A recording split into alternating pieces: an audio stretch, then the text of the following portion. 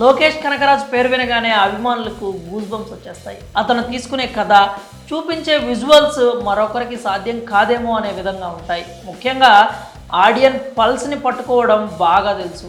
అయితే డైరెక్టర్గా ప్రేక్షకులను అలరించిన లోకేష్ కనకరాజ్ నిర్మాతగా మారిన విషయం కూడా తెలిసిందే. అతను ప్రొడ్యూసర్గా మారి తెరకెక్కించిన తొలి చిత్రం పేరు ఫైట్ క్లబ్.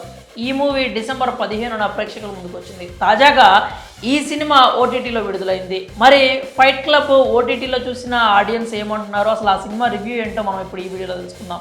కథ విషయానికి వస్తే ఈ కథ మొత్తం నార్త్ అనే నేపథ్యంలో సాగుతూ ఉంటుంది. అక్కడి చిన్నారులు బడికి పోకుండా నేరాలు చేసే గూండాలుగా, డ్రగ్ పెడలర్స్గా ఎదుగుతూ ఉంటారు. ఆ పరిస్థితులను మార్చేందుకు బెంజమిన్ ప్రయత్నిస్తూ ఉంటాడు. అక్కడి పిల్లల్ని క్రీడాకారులుగా మార్చాలని అతను ఆశపడతాడు.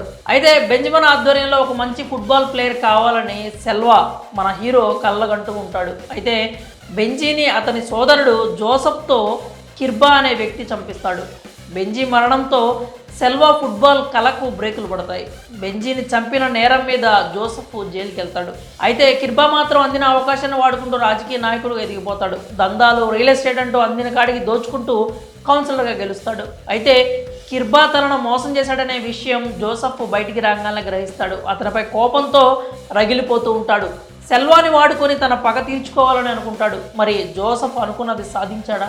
ఫుట్బాల్ ప్లేయర్ కావాలనుకున్న సెల్వా లైఫ్ ఎన్ని మలుపులు తిరిగింది? కిర్బాకి ఎదురెళ్ళి సెల్వా ఎన్ని కష్టాలు పడ్డాడు? జోసెఫ్ తనని వాడుకున్నాడని తెలిసి సెల్వా ఏం చేశాడు? ఇలాంటి మరిన్ని ఆసక్తికర విషయాలకు మీకు సమాధానం కావాలంటే కనుక మీరు ఖచ్చితంగా ఫైట్ క్లబ్ సినిమా చూడాల్సిందే. అయితే ఈ సినిమా డిస్నీ+ హాట్‌స్టార్లో అయితే స్ట్రీమింగ్ అవుతుంది. ఇక సినిమా విశ్లేషణ విషయానికి వస్తే, సాధారణంగా ఇలాంటి రివెంజ్ యాక్షన్ డ్రామాలంటే ఆడియన్స్కి ఎంతో ఇష్టం. ఇలాంటి కథలకు ఒక సపరేట్ ఫ్యాన్ బేస్ కూడా ఉంటుంది. అయితే దానిని సరిగ్గా వాడుకోవడంలో డైరెక్టర్ కాస్త తడబడినట్లు అనిపిస్తుంది. నిజానికి కథ చెప్పిన విధానం మెప్పిస్తుంది. ఈ మూవీ మొత్తం నాన్ లీనియర్ స్క్రీన్ ప్లేలో సాగుతుంది. కాలేజీలో ఉన్న హీరో అతని ఫ్రెండ్స్పై అటాక్ జరుగుతుంది. ఆ సీన్తోనే సినిమా స్టార్ట్ అవుతుంది. దానిని కట్ చేసి ఆ సీన్కి ముందు, ఆ తర్వాత ఏం జరిగింది అనేది సినిమాగా చూపిస్తారు. ఈ స్టైల్ నరేషన్ని ఈ మూవీలో చాలా చోట్ల వాడుకున్నాడు డైరెక్టర్. ఈ మూవీ ఫస్ట్ హాఫ్లో డైరెక్టర్ చాలానే ప్రశ్నలకు సమాధానం చెప్పకుండా వదిలేస్తాడు. వాటన్నింటికి సెకండ్ హాఫ్లో ఆన్సర్స్ ఇస్తూ ఉంటాడు. ఈ సినిమా సాదాసీదా రివెంజ్ స్టోరీ, గ్యాంగ్ వార్స్ అని పక్కన పడేయలేం. ఇందులో మంచి లవ్ స్టోరీ, ఫ్యామిలీ డ్రామా కూడా ఉంది. అయితే సినిమా ట్రాక్లోకి రావడానికి డైరెక్టర్ రహమత్ కాస్త ఎక్కువ సమయం తీసుకున్నట్లు అనిపిస్తుంది. సెల్వా పరిచయం అయ్యాకే కథ పరుగులు పెడుతుంది. ఈ మూవీలో లవ్ స్టోరీని నేరుగా చూస్తే నచ్చుతుంది, కానీ ఈ రివెంజ్ స్టోరీలో లవ్ స్టోరీని చూస్తే మాత్రం అంతగా అతికినట్లు అనిపించదు. ఏదో కావాలని ప్రేమను ఇరికించారనేటువంటి భావన కలుగుతుంది. కానీ టేకింగ్తోనే అబ్బాస్ రహమత్ మ్యాజిక్ చేశాడు. మణిరత్నం మూవీస్, రజనీకాంత్, కాలా వంటి సినిమాల రెఫరెన్స్లు ఈ మూవీలో మీకు కనిపిస్తూ ఉంటాయి. కానీ ఎక్కడో డైరెక్టరు డైవర్ట్ అయ్యాడేమో అనే ఒక భావన అయితే కలుగుతుంది. కొన్ని యాక్షన్ సీన్స్ చూస్తే అసలు కథకు భారంగా ఉన్నాయేమో అనిపిస్తాయి. ఇక ఈ సినిమాలో ఎవరు ఎలా చేశారనే విషయానికి వస్తే, ఈ సినిమాకి విజయ్ కుమార్ బిగ్ అసెట్ అనే చెప్పాలి. విజయ్ కుమార్ నటన ప్రేక్షకులను ఆకట్టుకుంటుంది. అతని బాడీ లాంగ్వేజ్, యాటిట్యూడ్ అందరికీ బాగా నచ్చుతుంది. పాత్ర మేరకు హీరోయిన్ మెప్పిస్తుంది. ఒక పాట, 1-2 సీన్స్లో మాత్రమే కనిపిస్తుంది కాబట్టి తన పరిధి మేరకు, పాత్ర పరిధి మేరకు ఆమె నటించింది. జోసెఫ్, కిర్బా పాత్రల్లో అవినాష్ రఘుదేవన్, శంకర్ దాస్ ఒదిగిపోయారు. ఒకరిపై ఒకరు పై చేయి సాధించాలనే తపనను బాగా పలికించారు.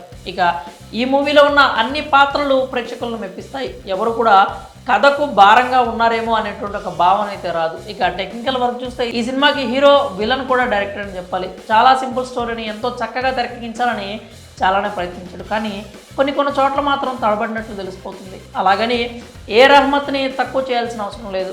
అతని విజను, టేకింగ్ ప్రేక్షకులను మెప్పిస్తాయి. కథపరంగా రైటర్ శశి తీసుకున్న జాగ్రత్తలకు మంచి మార్కులే పడతాయి, కానీ మరింత ఫోకస్డ్గా ఉంటే బాగుండేమో అనే భావన అయితే కలుగుతుంది. గోవింద్ వసంత మ్యూజిక్ మెప్పిస్తుంది. లియోన్ బ్రిటో సినిమాటోగ్రఫీ ఆడియన్స్ని మెస్మరైజ్ చేస్తుంది. ముఖ్యంగా పోరాట సన్నివేశాల్లో కెమెరా వర్క్ అదరగొట్టారు. నిర్మాణ విలువల విషయానికి వస్తే గొప్పగానే అనిపిస్తాయి. ఇక ఈ సినిమాకి ప్లస్లు ఏమైనా ఉన్నాయంటే అది విజయ్ కుమారు, అలాగే కథనము, టేకింగ్ ప్లస్లుగా ఉన్నాయని చెప్పొచ్చు. ఇక మైనస్ల విషయానికి వస్తే ప్రథమార్థంలో సాగదీత, కొన్ని చోట్ల అనవసరపు యాక్షను, అలాగే లవ్ స్టోరీ కూడా మైనస్గా చెప్పొచ్చు. ఇక చివరిగా ఫైట్ క్లబ్కి అయితే మీరు ఒకసారి వెళ్ళేసి వచ్చేయచ్చు. ఇక రేటింగ్ విషయానికి వస్తే మేమైతే 5 స్టార్కి 2.5 స్టార్స్ అయితే రేటింగ్ ఇస్తాము. మరి డిస్నీ+ హాట్‌స్టార్లో ఉన్న ఫైట్ క్లబ్ సినిమాని మీరు కూడా ఒకసారి చూసి మీకు ఎలా అనిపించింది, మీరైతే ఎంత రేటింగ్ ఇస్తారు, మీ అభిప్రాయాలను కూడా కామెంట్స్ రూపంలో తెలియజేయండి.